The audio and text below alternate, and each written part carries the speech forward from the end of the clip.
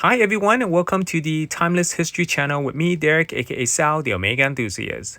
Whenever I post a vintage Omega watch with a unique dial on Instagram, someone will ask me what the reference is. The thing is, Omega seldom make one reference to go with one dial design. Most Omega references come with many different dial variations, so a typical case model reference can become uncommon if the dial variation is unique. Even if you know the model reference, you may never encounter another with the same dial design. I will share 9 common vintage Omega references with uncommon dials or case combination in this episode. So without further ado, let's get started.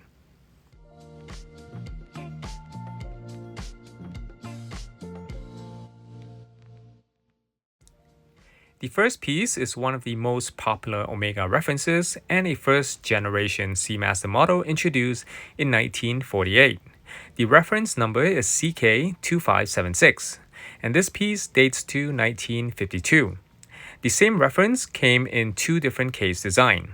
From 1948 to 1951, it came with thinner lugs, a fixed bezel, and a caliber 342 movement. From 1952 to 1954, the lugs became thicker, naming them beefy lugs. It has a removable bezel and carrying a caliber 344 movement. If the dial has an additional wood chronometer, it would take a caliber 343 RG movement instead. This watch original waffle texture dial makes it uncommon. The dial was originally white and has produced this teal hue patina over the years. There is nothing more attractive when the dial uses Breguet hour indexes. The case dimension measures 34.5 millimeters across, excluding the crown, by 42 millimeters from lug to lug. Originally, the case came with a metal gasket, and if it remains in good shape, I will not replace it during a service. There's a center-second version under reference CK2577. You'll find a few videos about these Seamaster watches through my channel's playlist.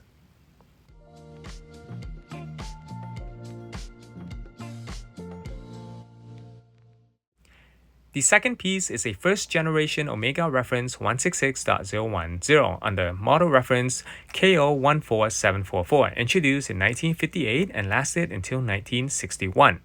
This model is actually less common than its predecessor, 166.010.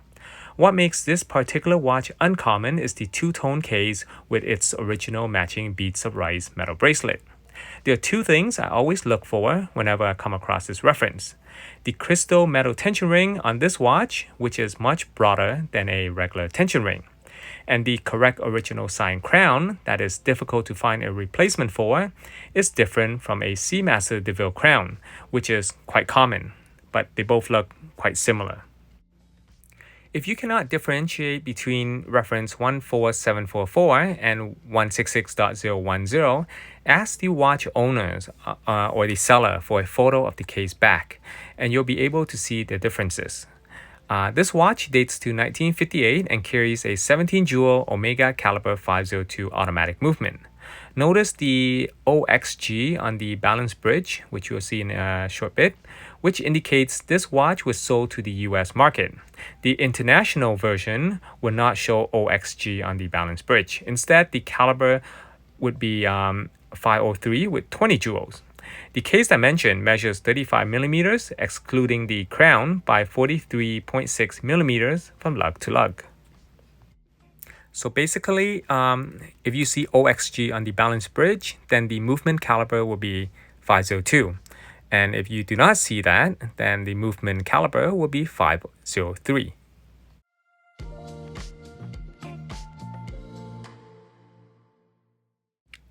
The third piece is a Seamaster with the calendar feature under reference CK2849. This is a 3rd generation Seamaster model with the date and is the first Seamaster reference to have the date located at 3 instead of 6 o'clock. Omega introduced this reference in 1956 and lasted until the early 1960s. They were originally sold with a smooth caseback until 1959 when Omega introduced the race Seamaster emblem on this reference. However, Omega produced fewer CK2849 references after 1958, as other Seamaster with the date feature were introduced in the late 1950s and early 1960s. This piece is the less common version of a CK2849 since it dates to 1959, and its black original dial also makes it uncommon. You can always learn more about this reference in my channel's playlist. There's also a screw-in back version under reference 2922, and you can learn more about that reference from the link above. The case dimension measures 34.3 millimeters, excluding the crown, by 41.8 millimeters from lug to lug. The movement it carries is an Omega caliber 503 with 20 joules automatic movement. All 9 pieces presented in this video come with their correct original crown.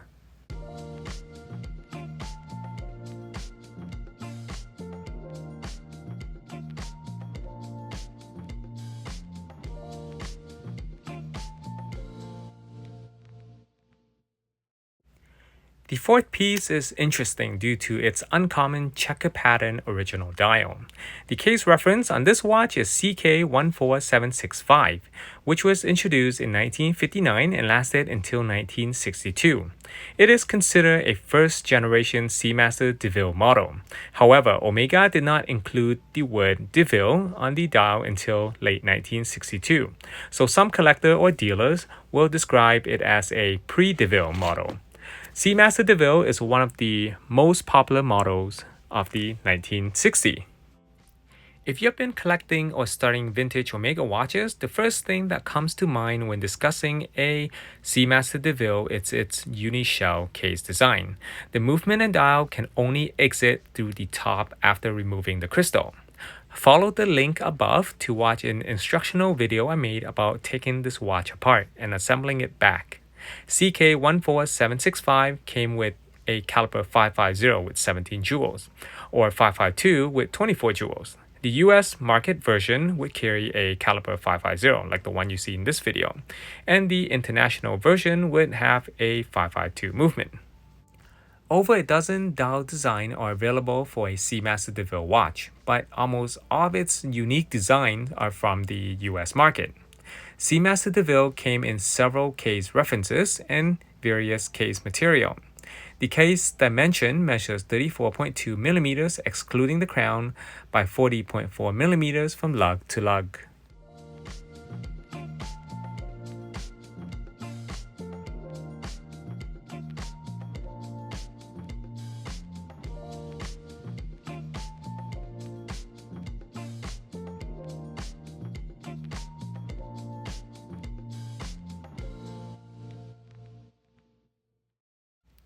The fifth piece is an Omega Seamaster 600, possibly the most popular manual wind Seamaster of the 1960s.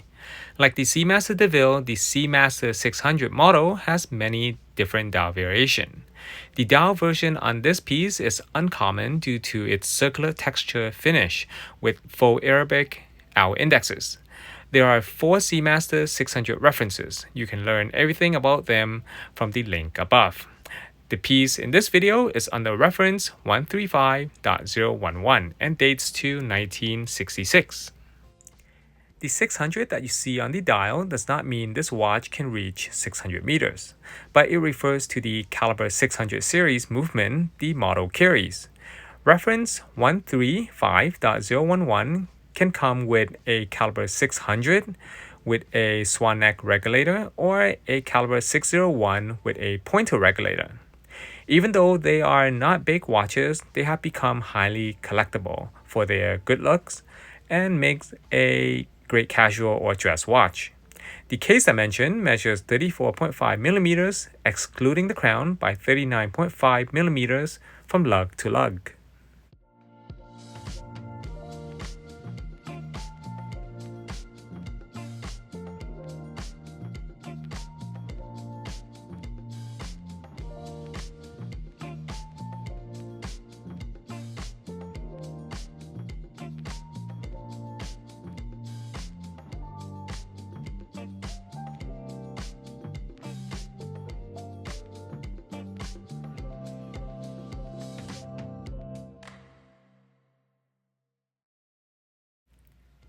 The 6 timepiece is one of the most underrated Seamaster watches.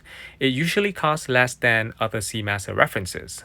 Still, it has one of the best automatic date movement Omega has ever made and a solid case that can last for several lifetimes. It is a sturdy and attractive timepiece, perfectly made for daily wear. But for some odd reason, it is not very appealing to many watch enthusiasts out there. I made a video just on this reference so you can understand why it is underrated in greater depth. If you're interested, click the link above after watching this episode. The case reference is 166.028, and this piece in the video is one of the earlier examples dating to 1967. The combination of its dial and hands makes this piece uncommon. Collectors commonly refer to it as the Ultraman Seamaster watch. The case dimension measures 36.2 millimeters, excluding the crown, by 42 millimeters from lug to lug. It does take an odd size lug width, measuring 19 millimeter wide. As this piece was made for the US market, the movement caliber is 563 with 17 jewels. The international version will carry a caliber 565 with 24 jewels.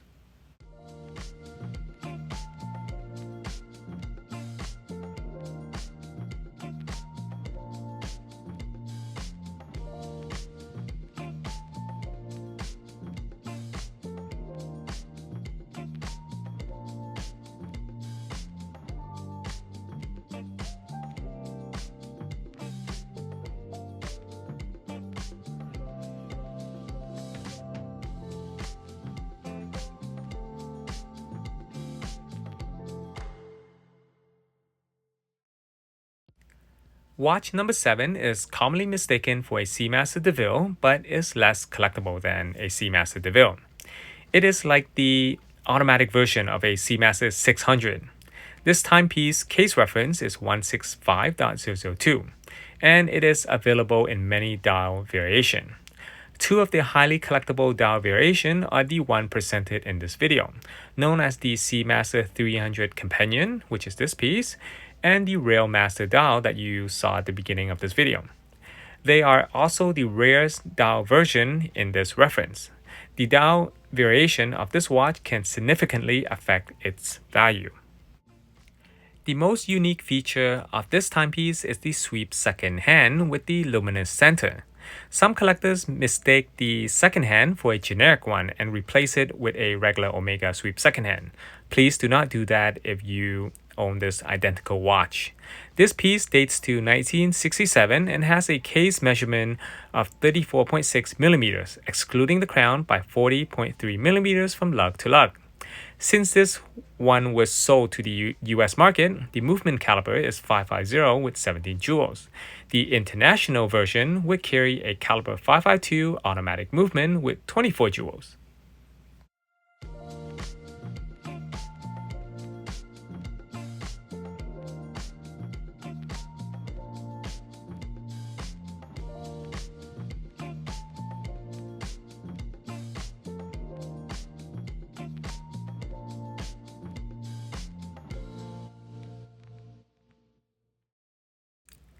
Watch number 8 is the day and date version of watch number 6, under case reference 166.032.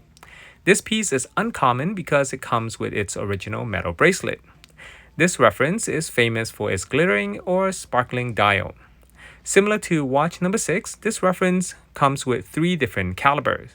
750 with 17 jewels was used for pieces sold to the US market. 752 with 24 jewels was sold to the international market.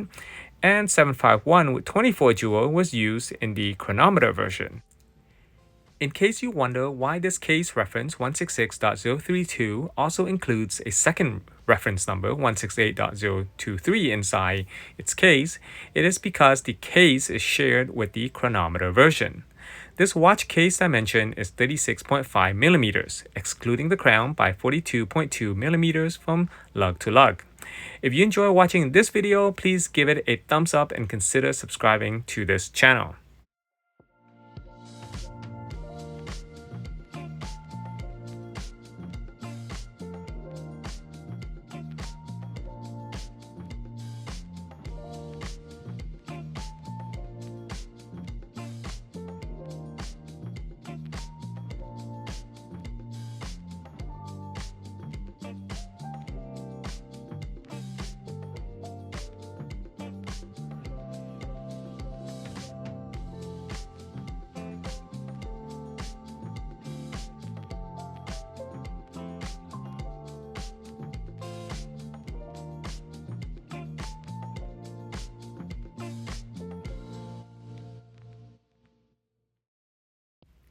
The last piece in this video is also a Seamaster DeVille.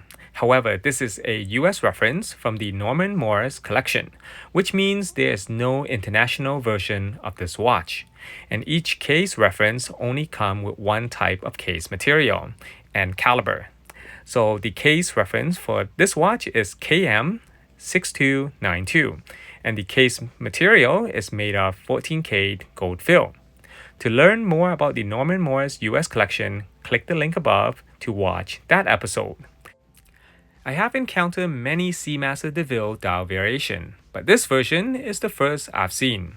The case dimension measures 34mm excluding the crown by 40.7mm from lug to lug.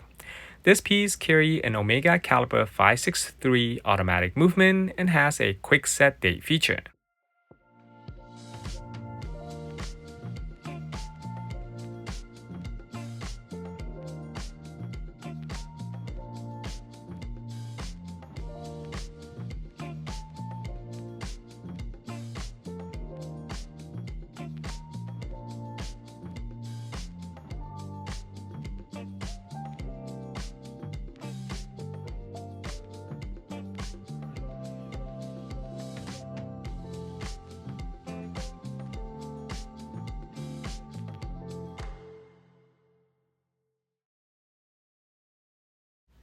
So, did you find any of the 9 pieces attractive? Comment below and let me know which is your favorite piece.